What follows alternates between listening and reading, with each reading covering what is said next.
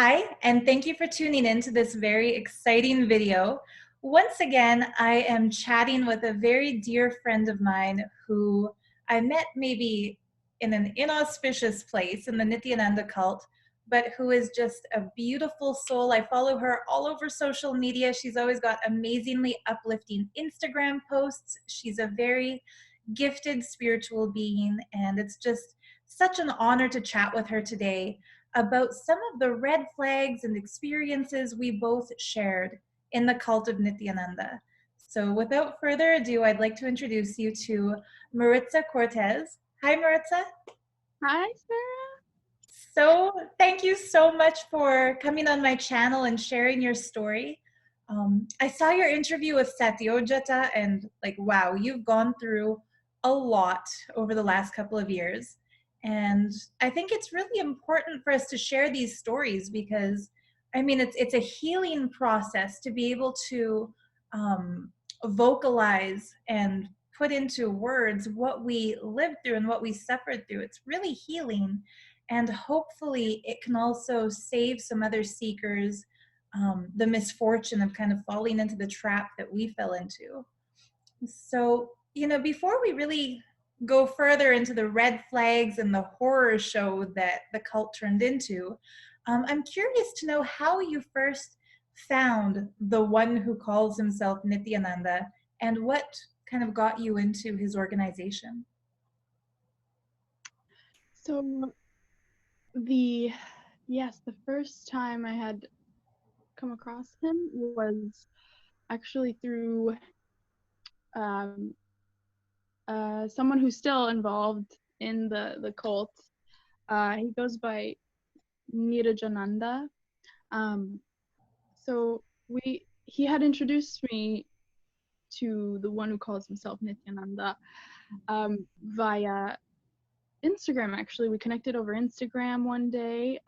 We had a mutual friend who he had taken to Kumbh Mela at the time, and I had seen her post about India, and I was like, wow, cool, she went to India, that's awesome.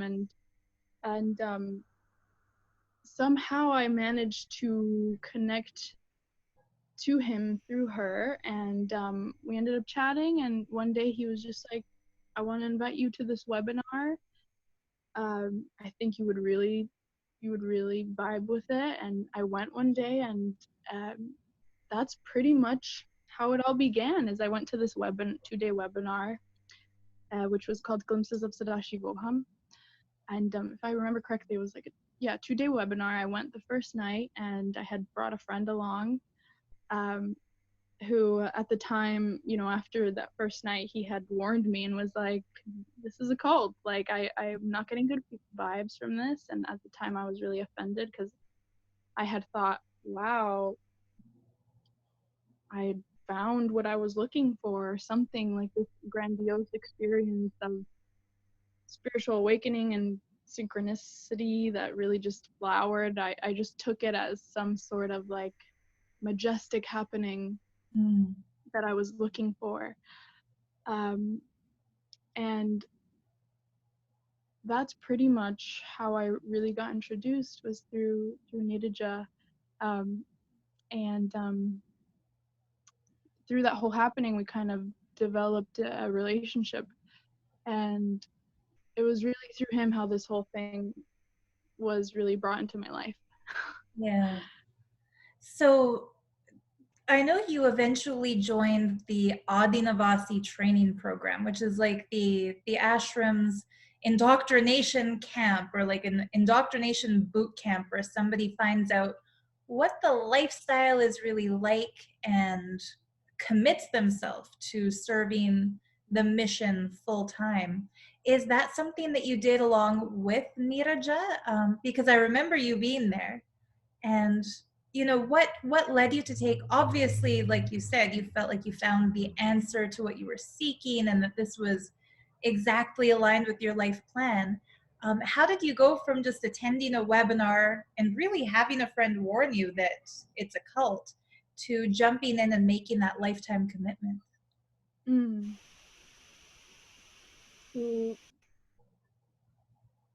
So, So from that point forward, that the Glimpses of Sadash Boham program was about essentially one of his 21-day programs, the December ones. They were kind of essentially marketing for that. Yeah. And I had really wanted to go. I was like, wow, this person said to, awaken Kundalini and third eye and whatnot. And I just felt like I really had to experience it for myself. But the amount of money that it cost was just insanely, like, too much. It was out of my grasp. So I thought, I'm never gonna go. Like, I can't afford 12 grand, and so, but yet somehow I was pulled into the whole community at the time, like, being in, I started going to the LA temple, and everyone there was just so, what seemed like blissful and like friendly, and they seemed to be happy, and they all had experiences of going to India and being with him, and told all these stories. So from that point forward, I really started feeling like I had to go, something that I had to make happen. But I had a hard time manifesting money, and of course I started getting these Akashic Records readings, and I was being told, oh, there's a $15 check in your house somewhere. So I started, I kid you not, I started looking everywhere in my house as if there was some check. Wow.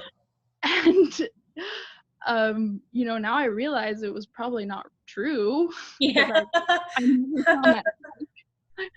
I Yeah. never found the check. And I went through the hassle of going through family members, asking them if they would lend me money, because I was told this family member would give you the money, this family member would co-sign with you, and that was really hard for me, because it brought about a lot of shame, and I was rejected, obviously. But anyhow, so this window opened up where he came out with this 21-day program to become a resident there, to become an Adinavasi, and I saw it as my chance to go because it was free, and it was free only because he was scouting out people that were serious and committed and were willing to drop everything just to go over there. And at the time, I remember actually seeing a video where I think you were speaking about it, and you had introduced it, and that was the first time I ever saw this video. And I also really connected to you through your videos, and your crystal videos, your tarot videos. And then once you were living there, I had seen you, and I was like, wow, I would get to meet her too. Oh, sorry. Yeah. No, it's all for a divine, very divine reason. But so I went. I bought my ticket and I went. I just took the jump, and I went without really knowing I was fully gonna commit and live there. But I went because I really felt it was something I had to experience. Yeah. And I mean, I want to kind of explain a couple of things to viewers who might not really understand.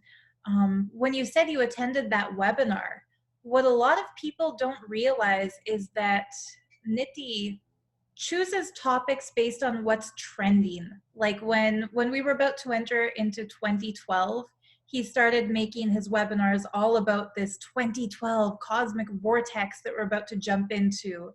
And anytime there's something really hitting a lot of the masses as far as spirituality is concerned, he'll make videos about that. And I mean, he even made a video about the moon landing being a hoax. He loves to go into whatever topics he thinks are trending. But these webinars are strictly and only for the sake of luring people into the expensive programs.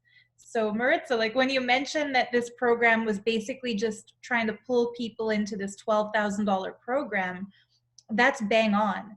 And the way these free webinars are structured is that his discourse is part of it, but then it goes to his marketing department, Manyanatma Swami or Mamaha Yoga. While I was there, also me.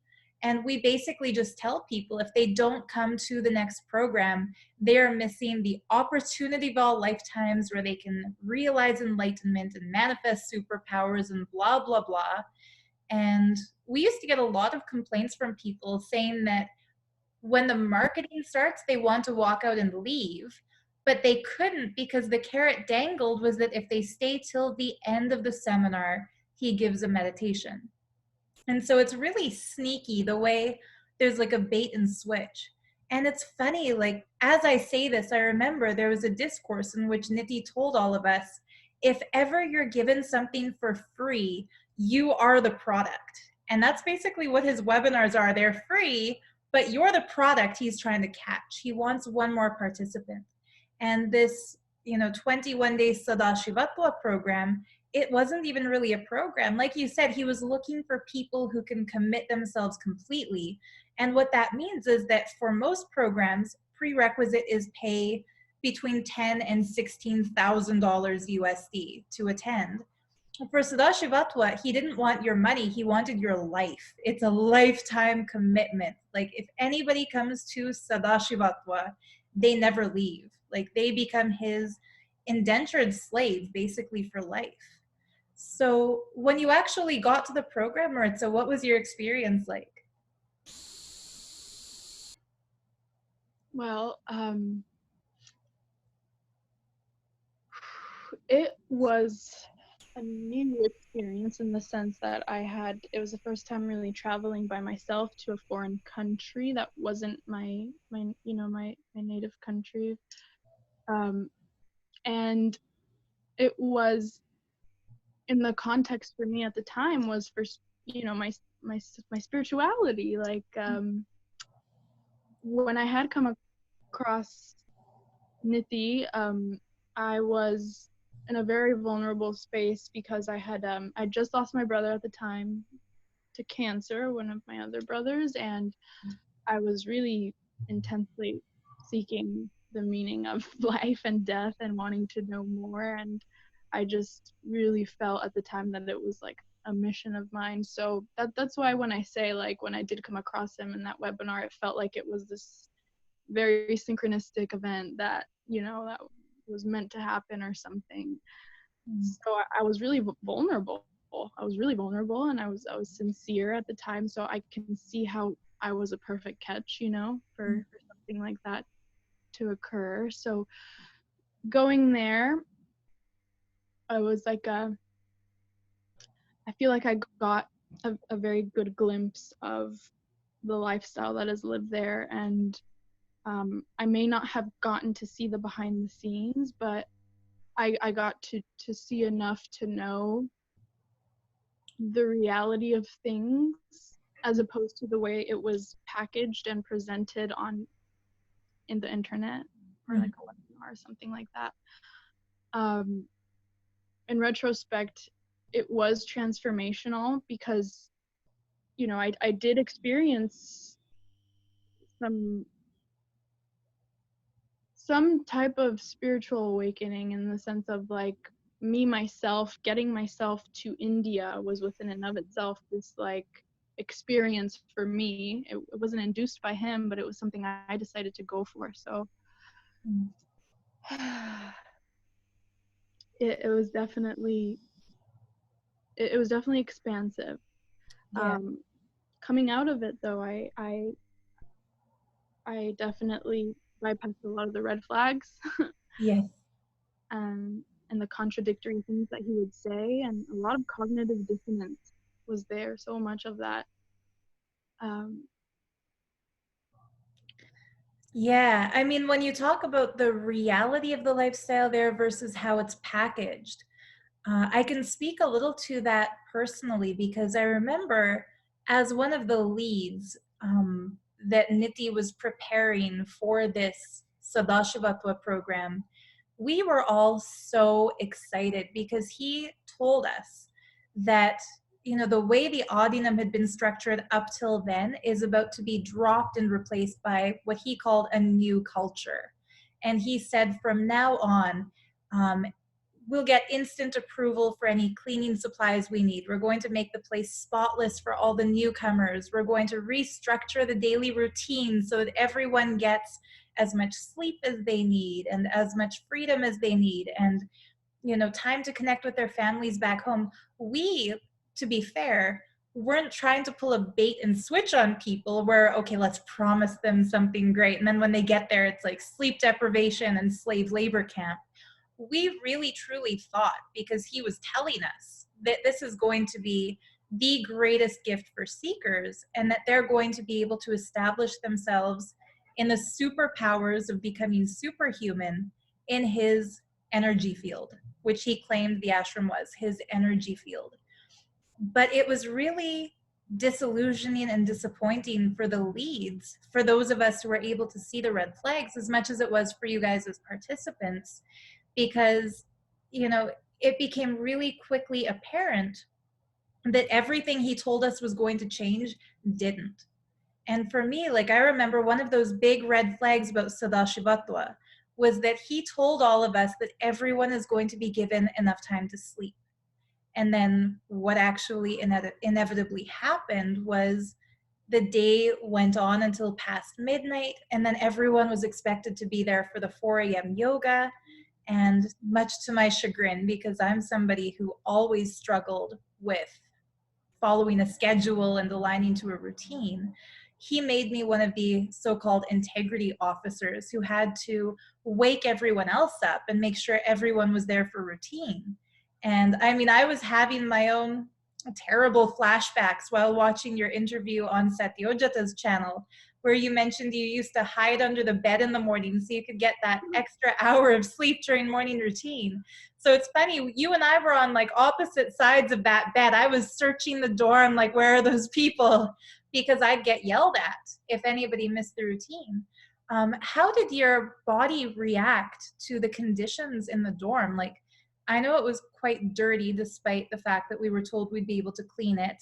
And like, what were the red flags for you? I guess I want to ask your experience with the sleep and with the forced labor and everything. So I think I was definitely blinded to the tactic of sleep deprivation because it was, you know, it was disguised as part of the spiritual routine. Mm-hmm. Um, so I definitely rebelled at a point in time because I think I started realizing how are we suspected to work a full day's worth of work on 2 to 3 hours of sleep. Mm-hmm. Um, it just didn't make any sense to me. So then I started rebelling and I started, hiding under the bed and going as far as not following routine, even though that's what I was supposed to do. Yeah. Um, but one of the major red flags for me was the fear mongering that was used to prevent people from leaving.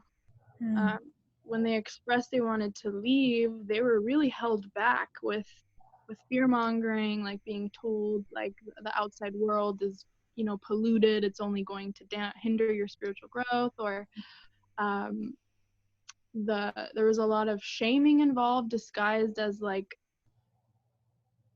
completion or um, kind of just being, I just remember being sat down multiple times by multiple people and them trying to convince me otherwise or trying to sway me this other direction, and not really listening or being empathetic to what I was saying or my emotions or even where I was coming from. It was mostly just trying to really get me to be, you know, assimilated and quiet, and that's definitely something that did stick out to me. I also had some friends and family members quite literally like message me and show me the court documents that are just Oh, literally available for us to look up. And of right. course I didn't question it because we were told not to question, and we Mm. were giving the story that it's actually a persecution against him and anti-Hindu elements are out to get him because he's revealing the ancient Mm. lifestyle of Sanatana Dharma. And you know, I totally believed it. Like, I didn't question it. And when people who I knew, like as a child growing up, would tell me, listen, like, this is all out there and you're still there, like I'm concerned for your well-being. And I totally just negated it, and I shut them out. I was really cold to them, and that kind of, now looking back, I've had to apologize to them and be like, I'm so sorry, like I was blind. I was blindly following this person who I thought was quite literally God. So Yeah. I mean, the cult tactic you're describing is called information control, where, wow. there are court documents where Nithyananda was convicted as guilty for things like racketeering, and he has ongoing rape cases that were never actually brought through to the final trial because he keeps pushing back the date and evading court. And I mean, now he's absconded and fled India to avoid prosecution. But yeah, information control is what a cult does when they tell you, don't listen to anybody speaking out against us. They're evil, they're bad, they're trying to ruin your spiritual progress. So I find it fascinating that you had friends on the outside finding these court documents and sending them to you. It really goes to show just how all encompassing the group think actually is, and the power dynamics where people are telling you constantly anybody speaking out is abusive, is anti-Hindu, is negative. I mean, I fell for all of that too. I was promoting that false narrative because I believed it. But it's amazing that even after believing something so ass backwards, we can kind of realign our lives and realize truth again. That's a big deal. And I mean, I appreciate what you were saying, Maritza, that it was a transformational journey, because it's really important to point out a lot of people don't believe they can manifest a plane ticket to India until they get it. A lot of people who went there, I know, didn't even own a passport before they got there. And it's like they broke their fear of paperwork and got on it and got their passport and got their visa and started holding down a stable job to earn the money to be there. That's really good. And just by nature of the fact that we did intensive meditation preparing to get there, a lot of people have had things that strike them as divine experiences or beautiful experiences. But you are so right to say that that comes from within. And it's sad that, Niti usurps people's seeking and inserts himself as a god and claims that he is the source of those experiences, while in reality, it's the sincerity of their seeking and their willingness to work for what they want that manifests these beautiful things. Um, I'm also curious to hear, I know what your life was like when you were on the social media team, because at the time I was the head of that team. And I know it was a lot of stress and pressure to produce content and put it online and share his content. But I don't know much about what you experienced when you moved to the medical team. So Mm. can you maybe tell us a little bit about what the medical team was like? What were your deliverables in a day? And did you see anything there that kind of illustrates the danger or the destructive quality of the lifestyle? Mm.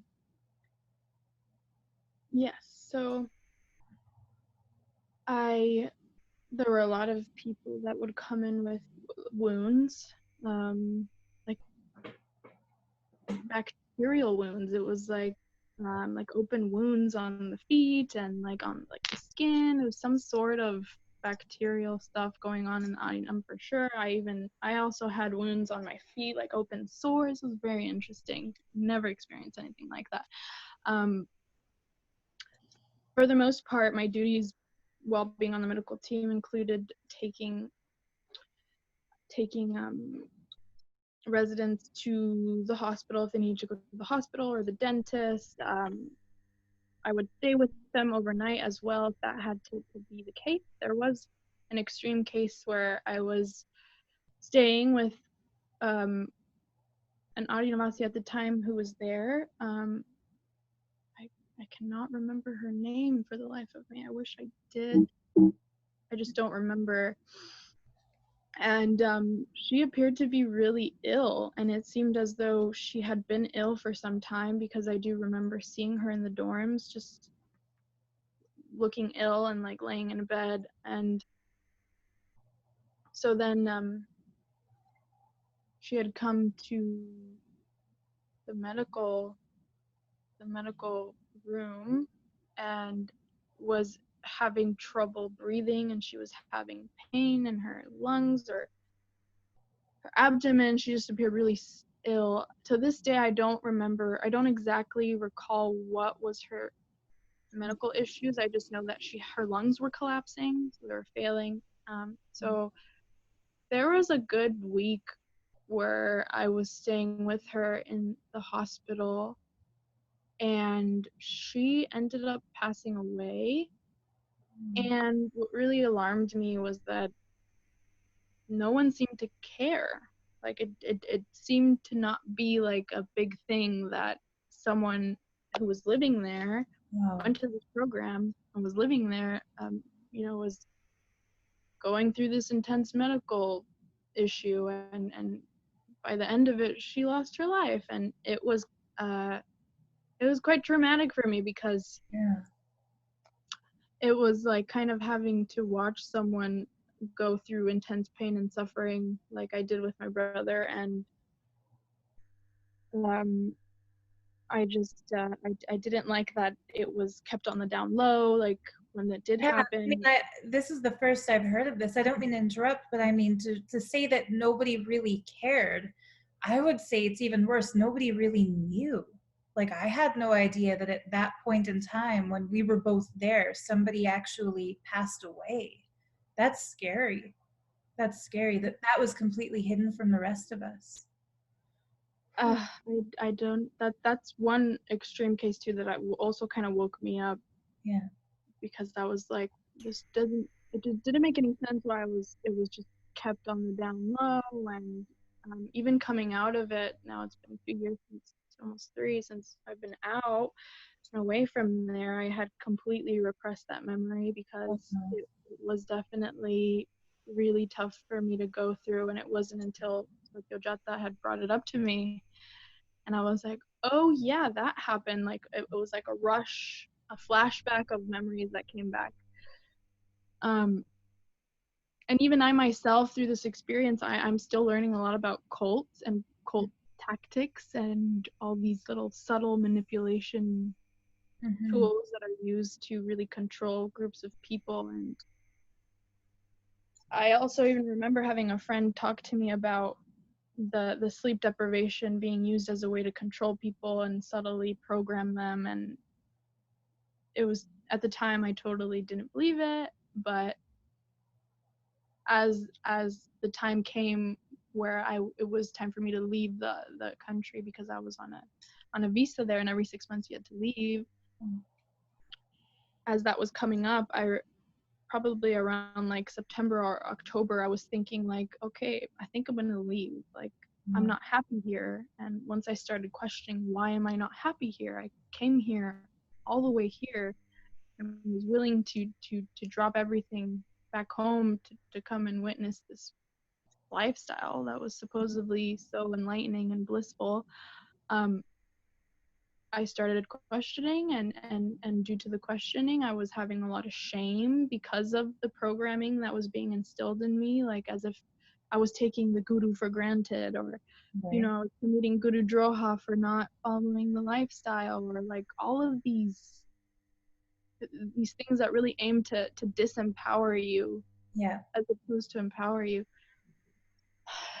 So, oh, Yeah, you're right. I mean, I've been there, so I know exactly what you're talking about. And maybe for those who don't, who haven't researched cults and who don't understand, um, it's like these thought patterns were implanted in us, where our default thinking, anytime we observed a flaw in the organization or in the guru or in the leaders there, our default programming was to return to this is my fault. Um, and it's really sneaky the way this fraud does it, because he'll sit on his golden throne on the stage and tell all of us in so authoritarian of a way, you are responsible for everything that happens around you. And you are responsible for everything that happens inside of you. and you are responsible for people's perceptions of you. And so the moment you get sick, you're responsible for it. The moment somebody around you gets mad at you, you are responsible for it.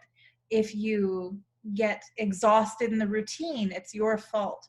And what that really does is it takes all the blame off of him and puts it squarely onto the shoulders of his devotees. And it's a masterful manipulation here, because nobody ever thought to question, well, gee, like if you're responsible for everything that happens around you, and you, being Niti, are the Purnavatar, and you're here to liberate the whole humanity, and we're all in your breathing space, why are people getting sick? Why are people disappearing? Why are people dying? Why are people struggling for the routine? He never once took responsibility to make it a safe, healthy, accommodating, happy ambiance for people. Instead, he expected people to work like slaves for him, bringing in more money, bringing more disciples, making him more popular.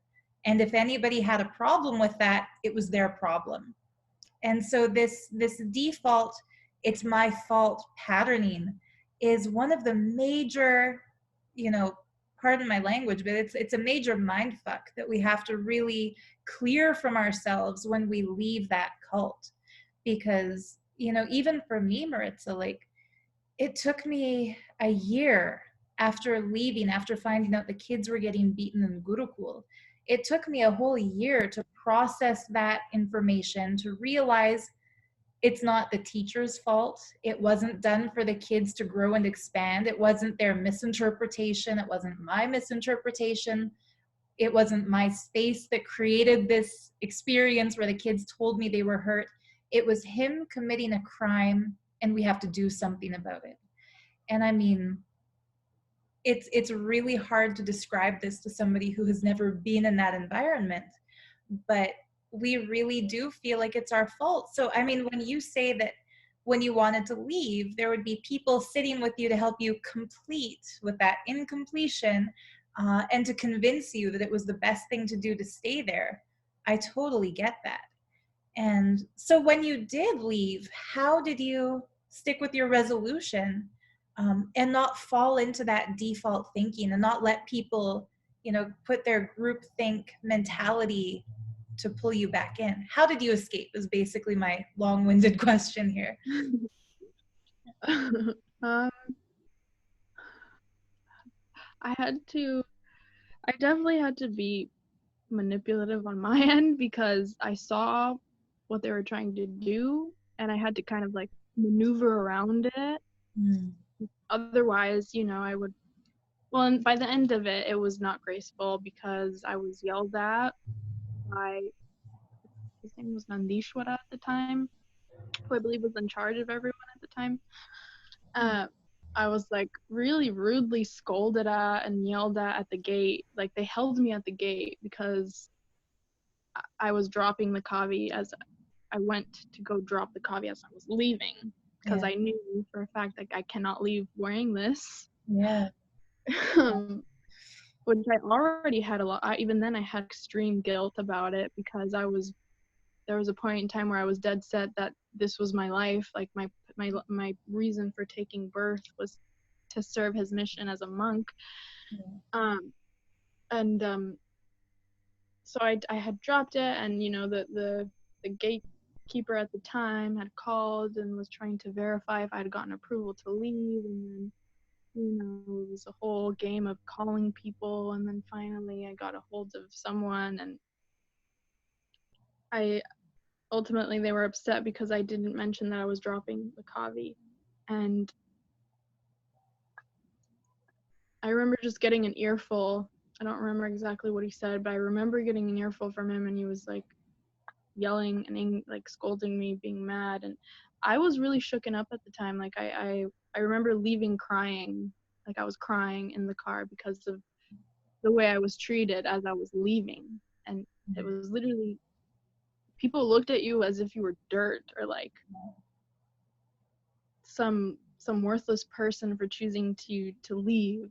And So the way I got out was really just I had said, oh, I'm leaving for my sixth, the time I'm supposed to be here. I'm leaving because the 6 months is up, so I'm just gonna go back to America and then come back.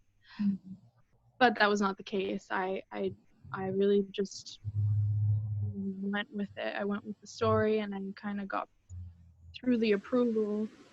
But in the end, it wasn't graceful because I was still treated like I was worthless, and as if me coming here in the first place wasn't enough of an offering to him or something. Yeah.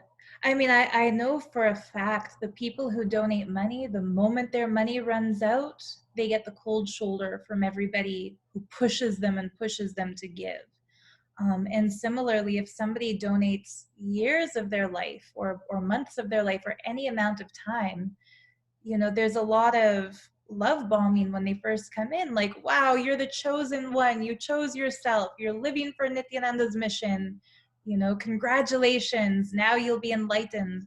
But the moment you want to go back to live your own life, like you said, you suddenly get treated like you're worthless, because it's so sad, but the equation, he does not love people unconditionally, he loves what they're giving him. And it's a complete opposite of what he preaches, because on his golden throne, I'll never forget a discourse he gave where he said the whole Western society is based on conditions. It's like an economic trade and barter system where, your boss will treat you well as long as you're doing your job. And, if you're a parent, your kids will love you as long as you pay for them to live and to get what they want. And if you're a kid, your parents will love you as long as you do what they want you to do. And the way he described it made perfect sense. And in that same discourse, he claimed the guru is the one who loves you unconditionally.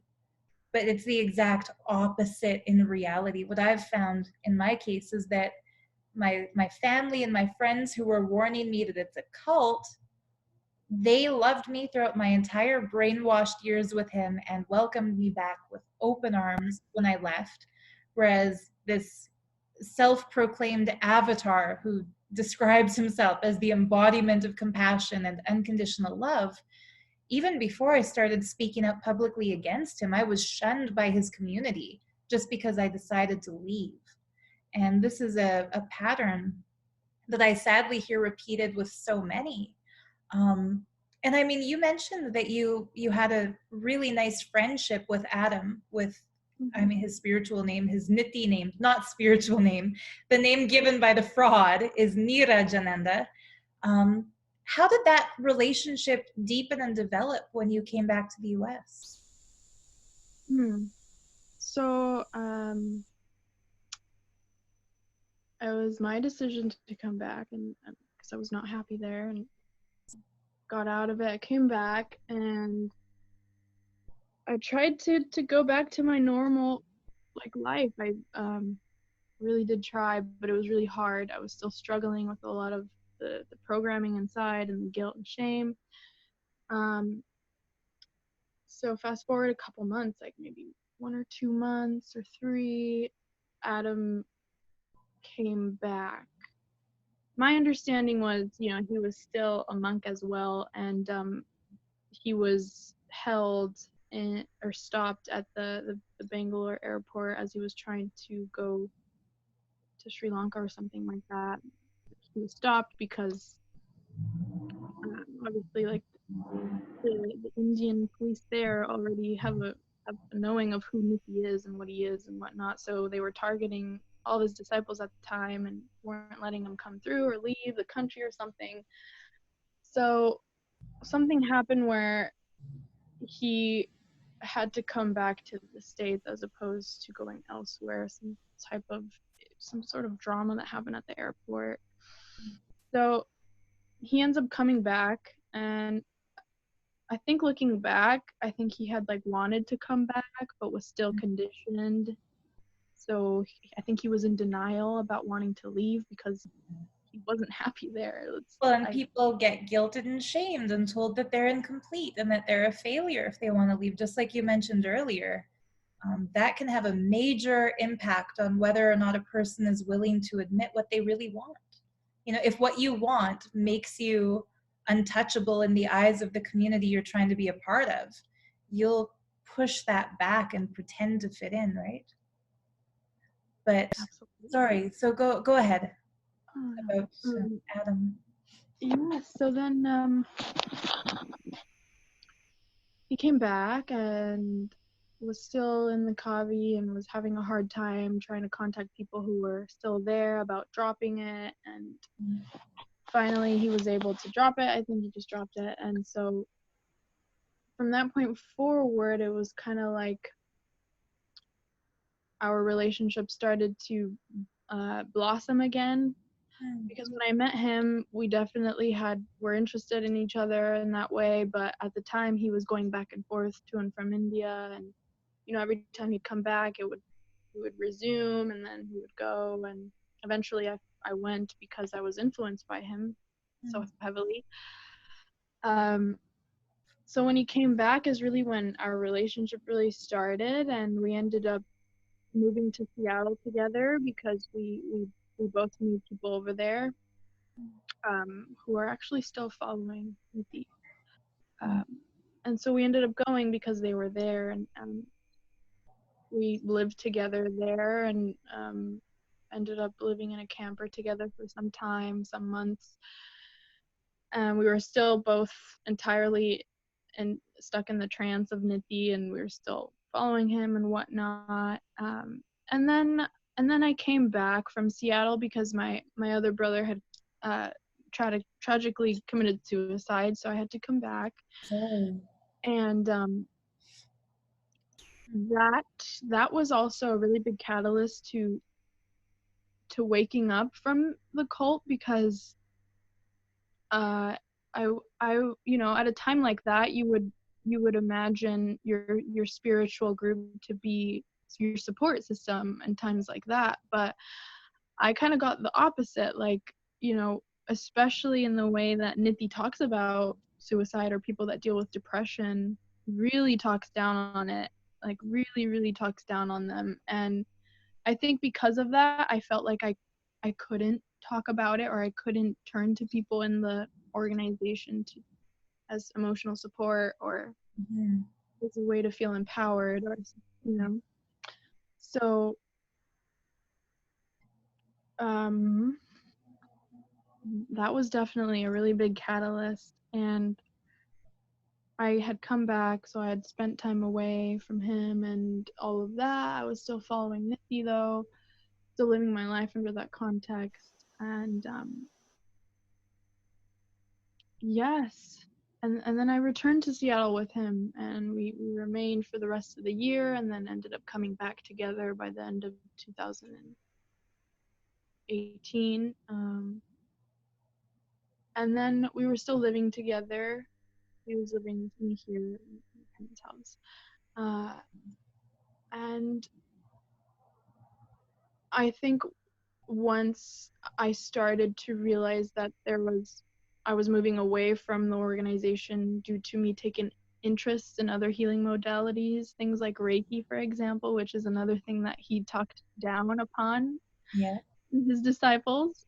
Once I started practicing, I started to receive like major criticism from people around me who I thought were my friends at the time. I got a lot of judgment, a lot of like shame, being told like, "Oh, why are you doing this after Niti clearly said not to do it? Like, you're out of integrity with the guru, or I can't support that. I can't support you because you're going against what he's doing." And I had other people question me too.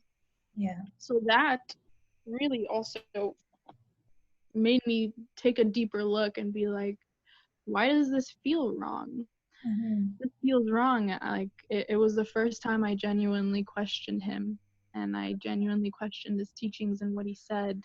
Yeah. So that's really what started to wake me up, and Yeah. like the tables were turning. Yeah, like a lot of people don't understand just how restrictive it is, even for outside disciples who, live in the US or in Canada or in England or in, um, South Africa, anywhere in the world where you live. If you associate yourself as a follower of the one who calls himself Nithyananda, you are expected to abide by all of his whims and fancies. Like if he says Reiki is bad, nobody does it, nobody talks about it, nobody questions it, it's a no-no. If he says it's good, everybody does it, everybody talks about it, everybody loves it, it's a yes, go. And it's like he came up with the stupidest rules out of nowhere. Like we I understand the sattvic diet. I understand the fact that in the Vedic culture, and as per Ayurvedic medicine, there are certain foods that create rajas, which is overstimulation, and there are certain foods that create tamas, which is like a dullness. So I can understand following the sattvic diet, but out of nowhere, he would suddenly say we can't eat broccoli, which is sattvic, or we can't eat cauliflower anymore, which is sattvic. And it felt like every day he was introducing a new rule that was completely against all of the sacred scriptures, just because, who knows, maybe he stumbled on some article online, some conspiracy theory where he thought that was suddenly bad. But yeah, if you are his disciple and you want to eat a tomato, you'll have people telling you, how dare you go against the guru? How can you claim that you think you know better than he does? And it wasn't just food related. Like nobody in his community would wear jeans because he hates jeans. Nobody in his community would dare to post a quote of another guru on Facebook. And this is a crazy, crazy thing that I haven't heard of in any other community. I grew up in the Bible Belt in Canada, so I had Mormon friends growing up, and I was raised Catholic, so most of my friends were Catholic. If a person in one of these also kind of cultic religions posts a quote by Buddha, they're not going to suddenly get phone calls from all of their aunts, all of their uncles, all of their cousins, all of their friends, their classmates, their teachers, telling them, how dare you post something that somebody from a different religion said. It would be more like they'll like it or they'll keep scrolling. But in the Nityananda Sangha, if you posted a quote from, say, Sri Ravi Shankar or Satguru, God forbid, your inbox would explode with people telling you that you're incomplete, that you're committing guru droha, that you're stupid, that you're wrong, that that person is a fraud, that you're following a fraud for posting a quote of that person. And it's so restrictive that it's almost a joke, except that the people who are living with that restriction don't realize how messed up it actually is. So Maritza, it's kind of cool that for you it was a catalyst seeing this judgment from other people. Sad that they're so judgmental. But it's awesome that you were able to stick to your seeking and keep doing things your way instead of getting, constantly ensnared in that net of Nitty's way or no way. Um, how did the people closest to you react? Like, for those who don't know, your ex-boyfriend, Niraja, he's also the brother of Prasida, who is, well, Jillian. Um, Her name from Nitya is Prasida, and her YouTube channel is called The Kundalini Yogini. And she's married to Jordan, aka Dridananda, and his channel is The Blissful Athlete. Um, I've had tons of hate from him since going against the cult, and I can't imagine what it would have been like to basically have those two as in-laws during the time when you were awakening. So, I mean, what was that like? I don't, sorry, you can avoid this question if it's gossipy, but I'm genuinely interested in how you dealt with that. Well, it was very interesting because I received a lot of very passive aggressive um behavior, and I received a lot of like what felt like fake kindness. Mm. um like I could just I received more of that from, I would say, Adam's sister, Mm. but very covertly. Like it wasn't apparent, but it was more so it was subtle. It was very subtle, and I could feel it energetically. It wasn't displayed, but it's something that I could feel internally. And thankfully, they never really said anything to my face. I more so heard it through Adam, who Mm. was getting probably an earful from his sister about me. Mm. Um, I just never received it face to face, and I think a lot of that had to do with the fact that probably they were intimidated by me because I wasn't afraid to go outside of this narrative of how I should live my life, because I'm following this person who is telling me how I should live my life. Yeah. And I was very self-expressive. Like I still did the things that I wanted to do, even if it did contradict his teachings. And because it started to feel limiting for me, like I was being constricted and closed off, it didn't feel like I was being opened up anymore. It felt like I was being molded into some illusion of who I'm supposed to be. Ultimately, what I call it is like a spiritualized ego. What Mm-hmm. happens when you start following him? It's like he builds up this arrogance in you that is, some holier than thou mentality, Mm. um, like not being able to relate on a personal emotional level, Yeah. being more so just being painted out to be this, like, as if I was what I was told. I kid you not, I was told this multiple times, was, why are you victimizing yourself? Like, stop victimizing Oh. yourself. Like, you're playing the victim card or something, as if my feelings were not real, or like my feelings were just drama and Mm. not something that was actually experiential. And I just didn't feel like it was kind or compassionate or coming from a heart-centered space. It was more so like coming from this like conceptualized persona that they're kind of just like robots. They Yeah. feel like robots, or some sort of like programmed zombie that is just insensitive because of this, like, the person that they're following is highly insensitive and narcissistic. Yeah. So it's just it didn't feel like spirituality anymore. It didn't feel like God, like that God consciousness. It more so felt like some elitist group that didn't accept anything outside of this narrative or this like agenda. Yeah. I hope that answers your question. It does. No, it does perfectly. I mean, earlier when you were talking about your brother, and I'm so sorry to hear about his passing, you're right. Like suicide and depression and psychological disorders, mental illness of all kinds, are equally denied and also made into such a taboo in that organization, because denied in the sense that Niti claims psychology is redundant, it's stupid, it's invented to keep humanity suppressed, and then it becomes such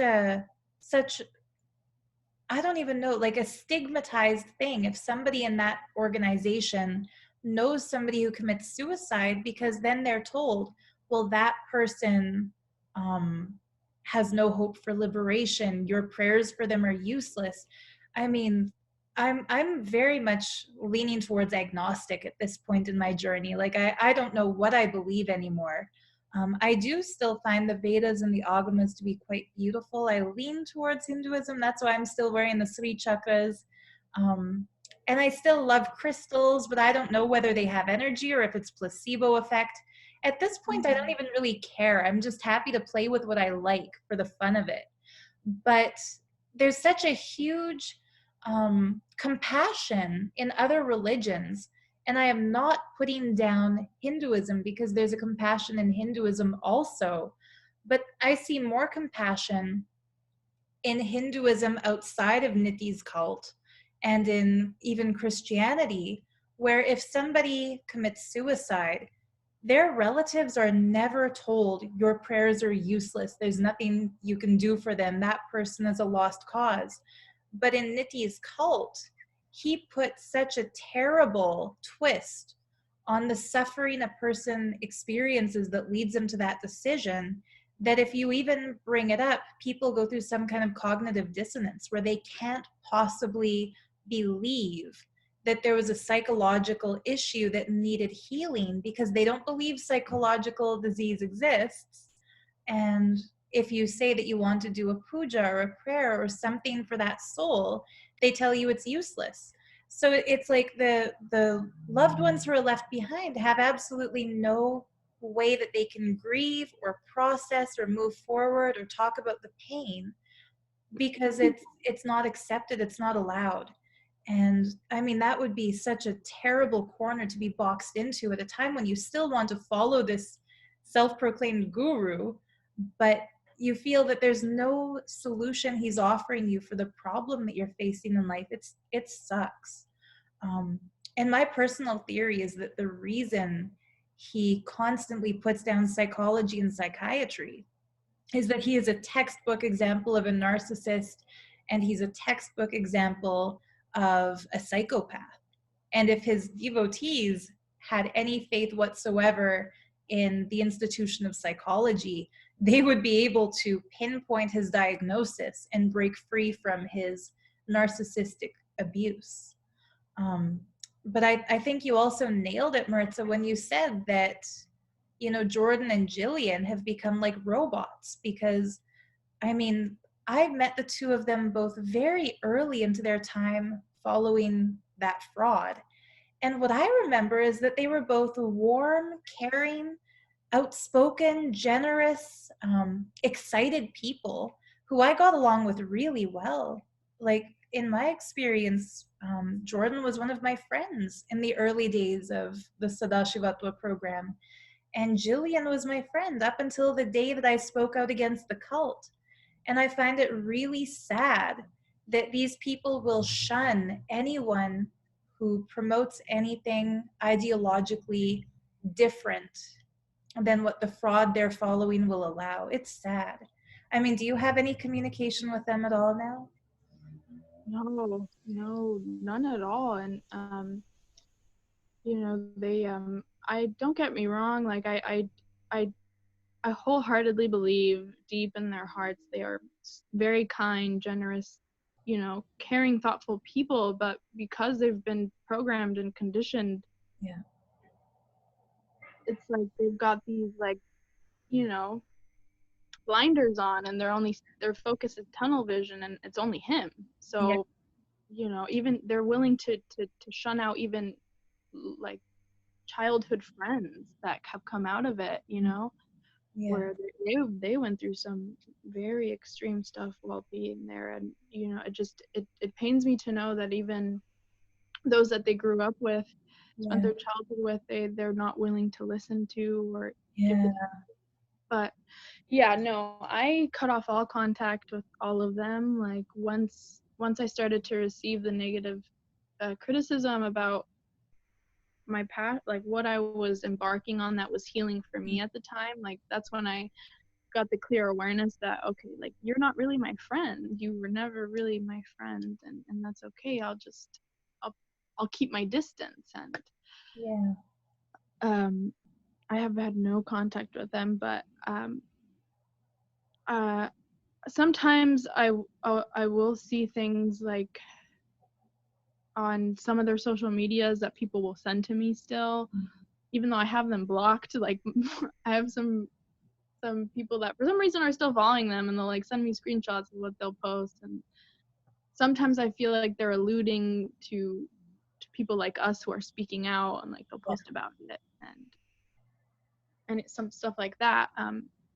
But I Mhm. have some belief that it's churning, like they're starting to maybe kind of take some of it into consideration, because it seems like they're not really promoting him so much. They're still wearing his attire, but Yeah. I don't really see his face that often anymore. I mean, you'd have to be completely brain dead not to see the warning signs and the red flags when so many people are now speaking out. And I know exactly which childhood friend of theirs you're talking about. And it's so sad because she was tortured in that organization and treated so terribly in Gurukul and forced to miss a flight because the same way you got held at the gate when you left, she also got held at the gate when she tried to leave. And she was actually bullied by Ma Advait into staying and missing a flight that her parents had paid for.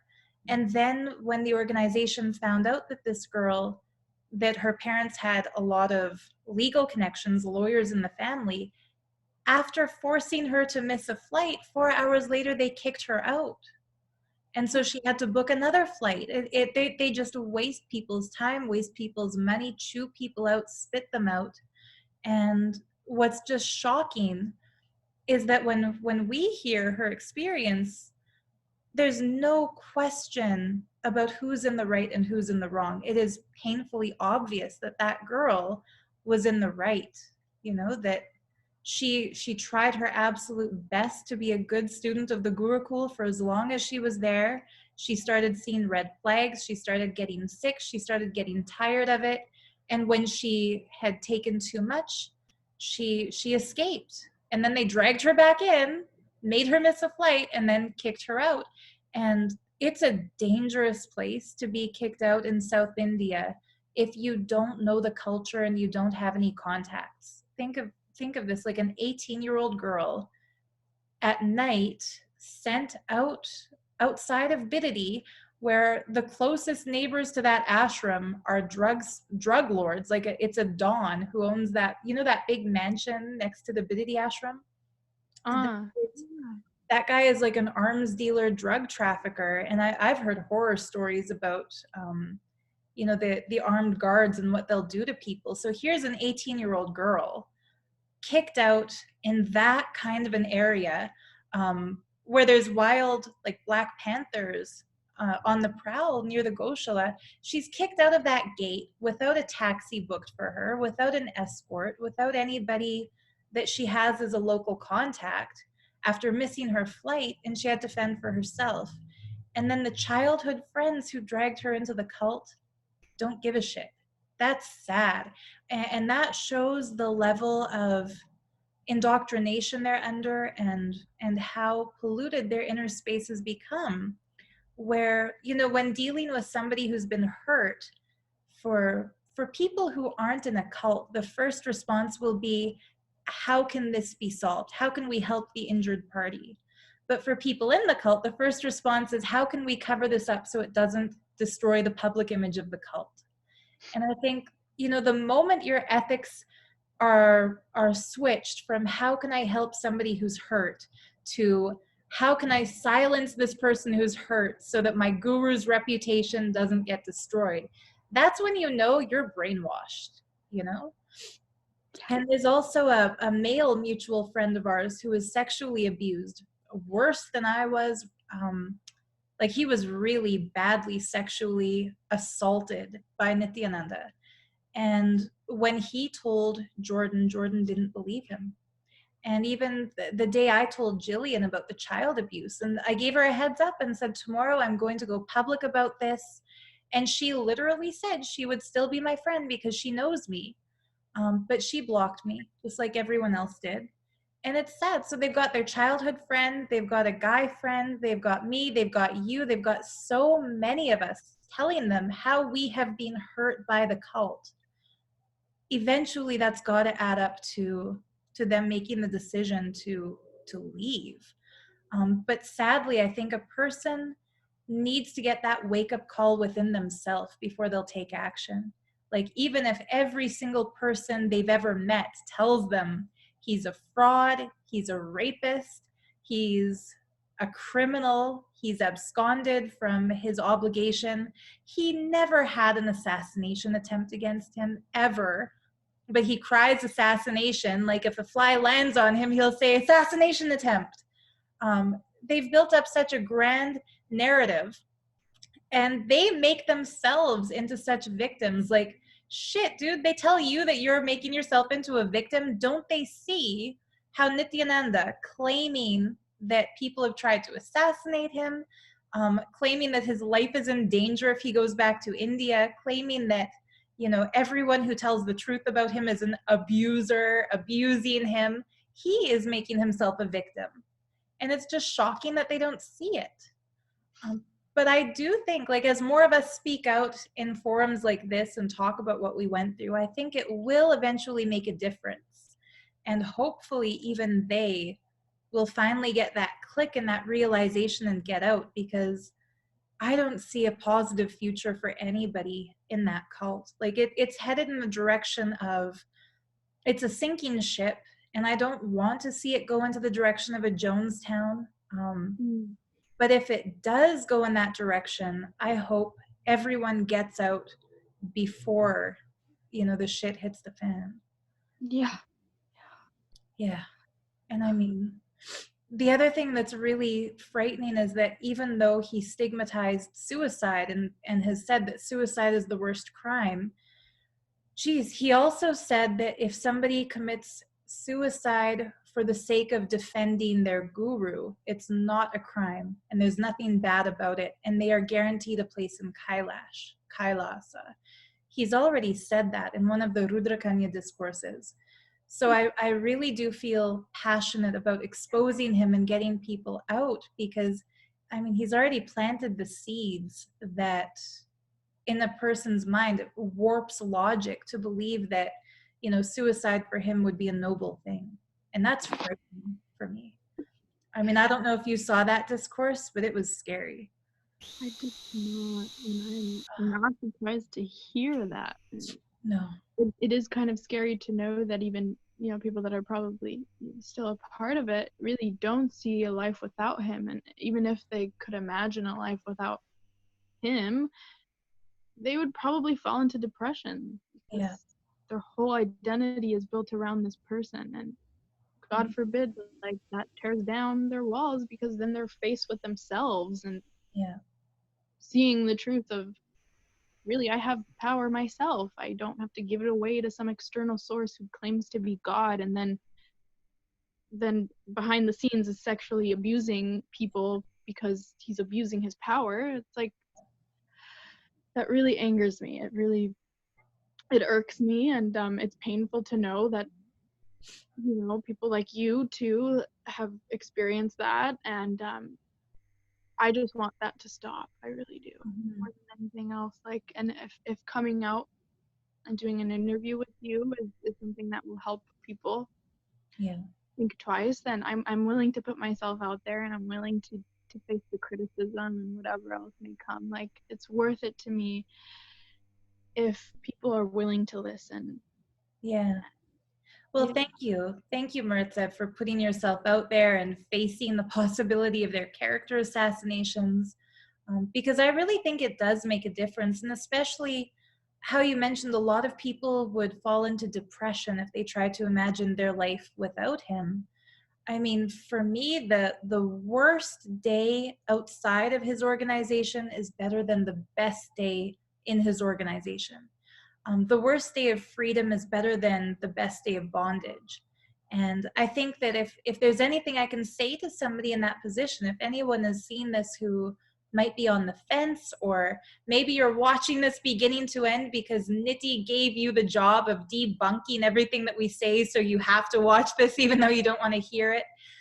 If anybody like that is watching this, life is great. He is not the source of all the divine experiences you've had, and he's not the source of your bliss. And if you felt something like Kundalini, congratulations, you awakened your inner energy. It's not coming from him.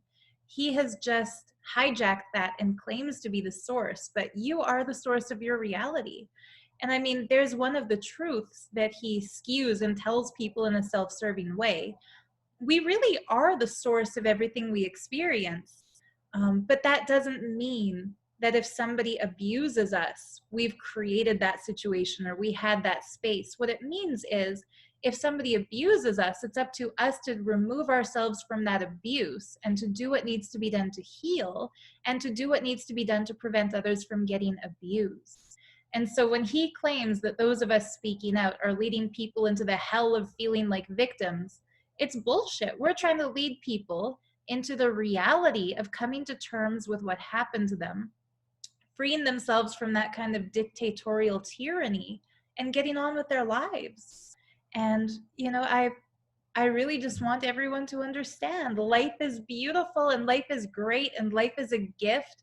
And you don't need some asshole sitting on a throne telling you that you're incomplete and forcing you to worship his stink feet in order to realize that. Like, you can just be yourself, and congratulations, you've made it. So with that said, Maritza, is there anything else you'd like to share with our viewers before we say goodnight? Well, I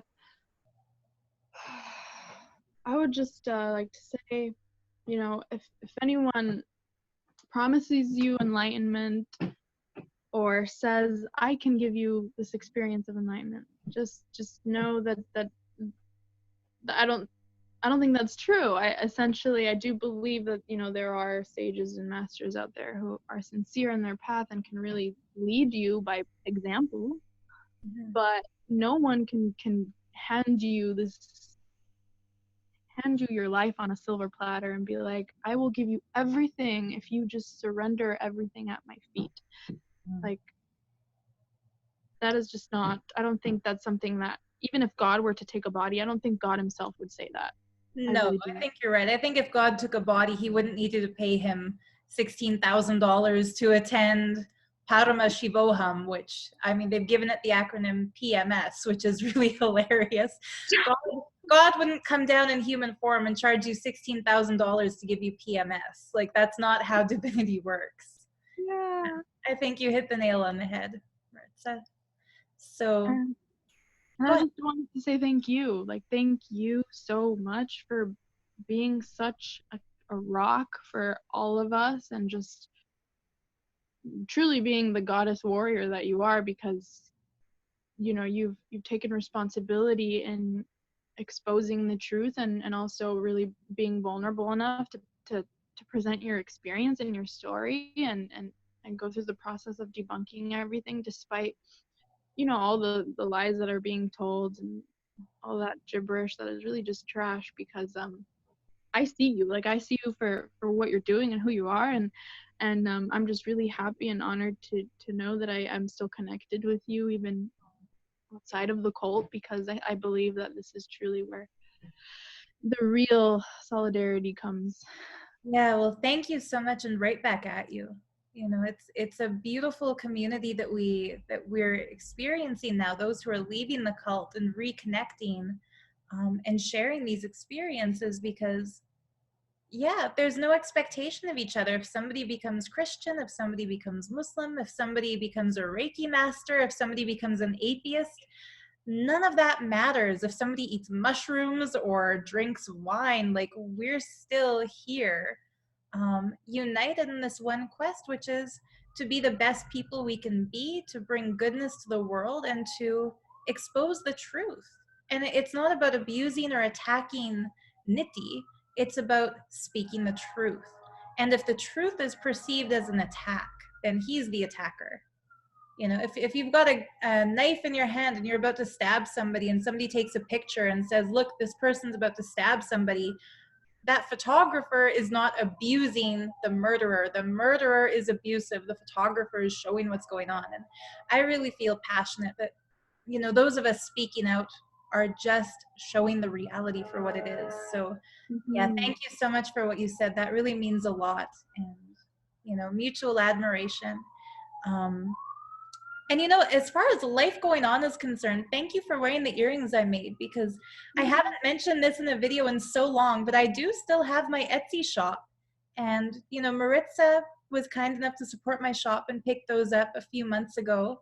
And I'm wearing a pair that I also made. I'll put the link to my Etsy shop in the video description if anyone wants to check out my jewelry.